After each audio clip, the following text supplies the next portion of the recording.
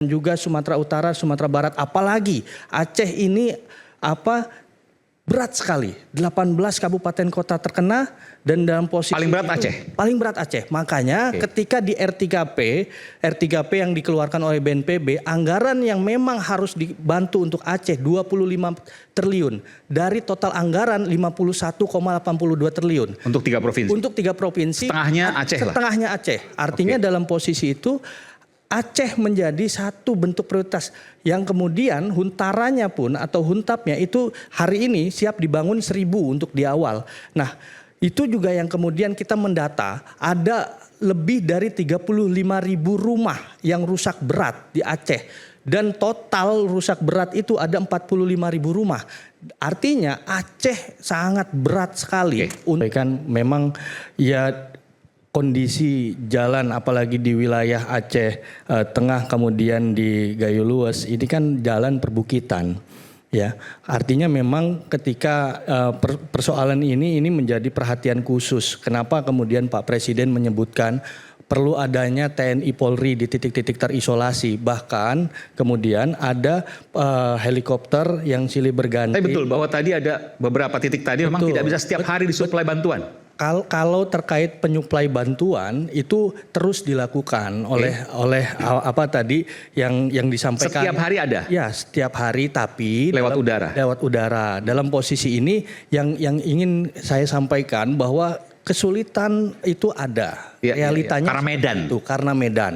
Tapi usaha yang kemudian dilakukan setiap hari silih berganti terkait dengan alutsista. Alutsista saja untuk satu Sumatera itu sudah ada 84 alutsista yang bergerak bukan hanya lewat darat tapi juga lewat udara. Baik. Tentu bantuan itu tentu kita tidak meragukan setiap hari pasti suplai. Pertanyaannya apakah cukup? Apakah mereka cukup sehari-hari dengan bantuan yang diberikan lewat udara? Iya. Bantuan yang ada di titik-titik apalagi di tadi yang disampaikan ya titik-titik artinya ada bantuan di Lanut misalkan yang siap didistribusikan itu cukup ya, tapi kemudian pendistribusian ini kan helikopter ini tidak bisa 24 jam kemudian terus menerus dan sebagainya bolak-balik. Nah dalam posisi ini yang kemudian ada sifatnya airdropping dan di bawah ada TNI Polri yang kemudian menyambutnya. Di tempat yang terisolir tadi sudah ada anggota TNI di sana yang kemudian menang. Sudah ada. Kemudian jadi mereka nggak pernah ditinggalkan sendiri. Tidak pernah ditinggalkan sendiri. Gitu. Artinya dari awal Pak Presiden mengatakan bahwa satu nyawa itu sangat berharga. Artinya dalam posisi ini tidak boleh ada satu orang pun ditinggalkan. Dan dalam posisi ini juga silahkan kita bahu-membahu untuk kemudian membantu. Jadi artinya saya ingin mengatakan ayo kita bersama-sama untuk kemudian tidak ada lagi diksi yang kemudian kita bersama-sama untuk melakukan aksi sosial kepada masyarakat. Saya terima kasih banyak Mbak Sherly kemudian bisa bersama-sama dengan komunitas sosialnya bersama-sama masuk ke titik-titik yang memang luar biasa. Bahkan artinya dalam posisi ini tentara TNI Polri dengan teman-teman relawan saya menghitung ada 7.923 relawan. Relawan yang kemudian masuk dan berkolaborasi juga dengan TNI Polri. Kemarin saya diskusi dengan teman-teman di UI dan di sana mereka mengirim untuk psikososial. Kemudian teman-teman yang ada di Danantara. Ubed, silakan. Baik. Teman-teman yang ada di Danantara, di Pertamina, kemarin juga ada adik-adik di PBHMI juga datang kolaborasi dengan Pertamina untuk trauma healing. Karena ini yang kita bahu-membahu ini bukan hanya persoalan dampak ekonominya ataupun ini, tapi dampak sosialnya. Nah itu yang kemudian negara harus hadir di tengah-tengah masyarakat. Kemudian kita bersama-sama berbicara soal trauma healing dan kebangkitan daripada semangat dari Aceh dan juga Sumatera Utara, Sumatera Barat. Apalagi Aceh ini berat sekali. 18 kabupaten kota terkena dan dalam posisi paling berat Aceh. Paling berat Aceh. Makanya ketika di R3P yang dikeluarkan oleh BNPB, anggaran yang memang harus dibantu untuk Aceh 25 triliun dari total anggaran 51,82 triliun. Untuk 3 provinsi. Untuk 3 provinsi. Setengahnya Aceh. Setengahnya Aceh. Artinya dalam posisi itu Aceh menjadi satu bentuk prioritas yang kemudian huntaranya pun atau huntapnya itu hari ini siap dibangun 1.000 untuk di awal. Nah, itu juga yang kemudian kita mendata ada lebih dari 35.000 rumah yang rusak berat di Aceh. Dan total rusak berat itu ada 45.000 rumah.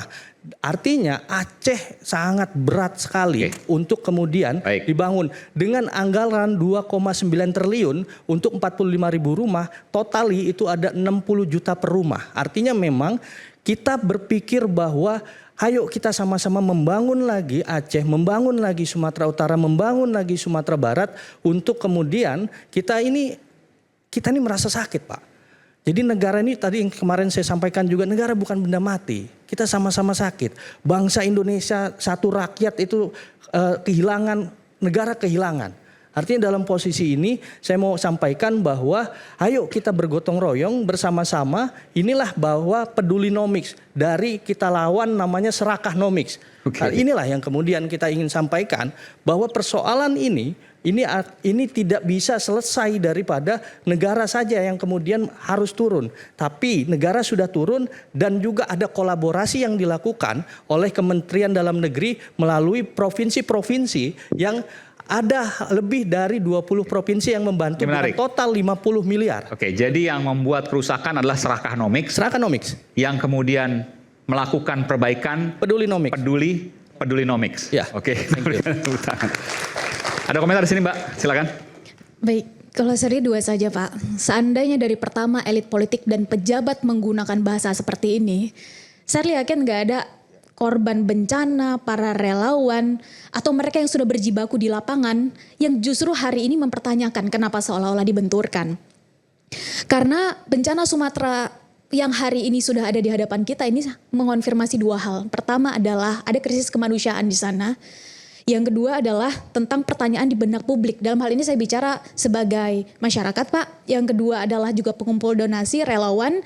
Saya melihat sendiri bagaimana bantuan dari BNPB itu diturunkan dari atas pakai parasut tadi. Dan dari bawah TNI AU mengumpulkan itu. Jadi kondisinya boleh jadi benar semua sudah berupaya. Tapi kalau ada satu yang hilang atau kita semua membutuhkan adalah komando. Yang kalau diharapkan dari pemerintah daerah 3 provinsi itu, ini 3 provinsi dengan karakteristik yang berbeda, maka boleh jadi harus pusat yang mengambil alih. Itu yang pertama. Maksudnya gimana? Komando harus pusat yang ambil alih. Kan sekarang pusat, TNI Polri kan pasti komando pusat. Iya, artinya bayangkan bantuan itu sudah masuk, tapi data ini harus diarahkan kemana, itu saling tumpang tindih, Bang Aiman. Oh gitu? Iya. Siapa yang menentukan, katakanlah bantuan di sini untuk provinsi ini, dari provinsi ini kemudian ke titik ini, titik ini, titik ini? Bukan di provinsi, tapi maksudnya masuk ke kabupaten tertentu. Ya. Kemudian proses distribusinya untuk titik mana, ini nggak ada data center yang kita gunakan. Jadi sebaran bantuannya berdasarkan apa? Ya artinya relawan datang ke titik-titik yang kita harus datang dulu, kemudian balik lagi. Ini yang membuat lambat di tengah bencana kayak gini. Bukankah yang dibutuhkan oleh ngambil ke posko dulu, anterin. Birokrasi. Ngambil ke posko dulu, anterin gitu, bolak-balik begitu. Ya, yang terjadi setidaknya di hari ke-10, 11. Oke.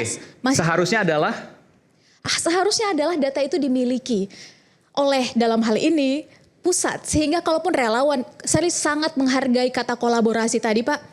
Dan kalaupun relawan hari ini diajak kolaborasi, mereka tahu bahwa titik A, B, dan C menjadi bagian atau kapasitas relawan. Titik dalam hal ini misalnya alat-alat berat, pembangunan misalnya pembangunan rumah, atau yang misalnya tadi disampaikan trauma healing dan lain-lain. Ini kan bisa berbagi tugas. Jadi pemetaan daerah terparah, pemetaan kebutuhan bantuan, dan kemudian distribusi bantuan dari katakanlah Lanut menjadi yang pusat, menjadi ke sub-subnya yang lain, itu belum dilakukan dengan baik. True, karena bisa jadi yang tadi Bapak sampaikan. Jadi terlalu jauh ngambil ke posko, ngambil ke Lanut, balik lagi ke tempat bukan ke Lanut Bang Aiman, tapi ke posko-posko itu kan umumnya adalah di kantor bupati, di rumah bupati biasanya. Ya. Kalau per hari ini mungkin sudah ada posko-posko tambahan, tentu dalam hal ini progres tersebut yang ditunggu oleh. Dan itu harus diperbanyak, karena kalau enggak terlalu lama ngambilnya, terlalu effort ngambilnya, terlalu costly, mahal ngambilnya, dan akhirnya dan kita bermain dengan waktu. Terlalu lama. Dan kita bermain dengan waktu. Yes. Masih ada nyawa-nyawa yang harus kita selamatkan layaknya tadi yang disampaikan oleh Bapak. Dan poin kedua saya adalah justru rakyat hari ini bertanya ada anomali yang terjadi. Maksudnya? Artinya adalah kenapa kondisinya antara tadi disebutkan beberapa statistik. Beberapa waktu yang lalu juga kita diberikan statistik-statistik tertentu yang ketika relawan hadir di lapangan nyatanya tidak demikian. Contoh, ketika listrik sudah disebutkan 90% ke atas sudah hidup dan menyala, tapi nyatanya tidak demikian. Contoh lain yang kedua misalnya tenda sudah sedemikian adanya misalnya di Aceh Tamiang, tapi nyatanya di saat statement itu keluar, data itu keluar, ternyata satu tenda masih diisi oleh 7 keluarga, mohon maaf. Ukuran berapa kurang lebih? Saya nggak tahu pasti ukurannya, tapi akhirnya tenda yang dimaksud itu baru hadir atau baru dipasang H-2 sebelum Bapak berkunjung. Artinya yang ingin saya highlight, Pak Presiden. Pak Presiden. Oke. Artinya yang kami highlight sebagai relawan yang saat itu memang ada di lapangan atau kawan-kawan yang nanti akan bergabung relawan malam ini, Mbak Ciki, bisa meng-highlight dalam hal ini apa yang terjadi di lapangan dengan apa yang menjadi laporan ke Bapak di pusat. Kami harapkan jangan ada yang berbeda. Anda melihat ada yang berbeda? Ada yang berbeda. Contohnya tadi, ketika listrik misalnya. Oke. Kemudian ketika bicara tentang tenda, maka kita butuh menyampaikan apa adanya. Jangan sampai asal Bapak senang, siap Pak, aman Pak, sudah terkendali Pak. Ini menjadi sistem pelaporan. Karena harus diakui ketika bicara tentang serakah nomiks, pertanyaannya siapa yang serakah, siapa yang menanggung keserakahan ini Pak. Karena bencana yang terjadi hari ini di Sumatera, ini adalah hilir dari apa yang sebetulnya terjadi di hulu. Ketika ini terjadi, kondisinya adalah asal muasalnya adalah ada hutan tropis di Sumatera, ada Bukit Barisan yang kondisinya sedang tidak baik-baik saja. Kita perlu mempertanyakan bagaimana ini tidak terjadi lagi ketika curah hujan akan semakin tinggi dalam 1-2 bulan ke depan. Dan saya ditutup sampai di sini Bang, dari hati yang terdalam tidak ada keraguan sedikit pun dengan nasionalisme Pak Prabowo, cintanya Pak Prabowo terhadap rakyat. Tapi pertanyaan kritis yang hari ini muncul di publik adalah kenapa ada perbedaan cara Pak Prabowo hari ini sebagai presiden dalam melihat apa yang terjadi, sebutlah kondisi bencana asap saat itu, bagaimana Gerindra cukup mendorong pemerintah untuk menjadikan itu sebagai bencana nasional, atau yang di Lombok misalnya. Dan hal yang sama hari ini terjadi dengan jumlah korban, kerusakan yang sangat masif, bahkan kalau konteks tsunami ini sudah melebihi tsunami dampaknya. Tapi kenapa tidak ada upaya untuk melakukan hal yang sama dengan kondisi bencana yang jauh lebih masif dampaknya? Bukan bencana nasional maksud Anda? Sampai sekarang belum ditetapkan. Dan itu menjadi pertanyaan buat Anda. Nanti kita akan jawab setelah pas jeda, kami akan segera kembali tetap bersama kami di Rakyat Bersuara. Dan publik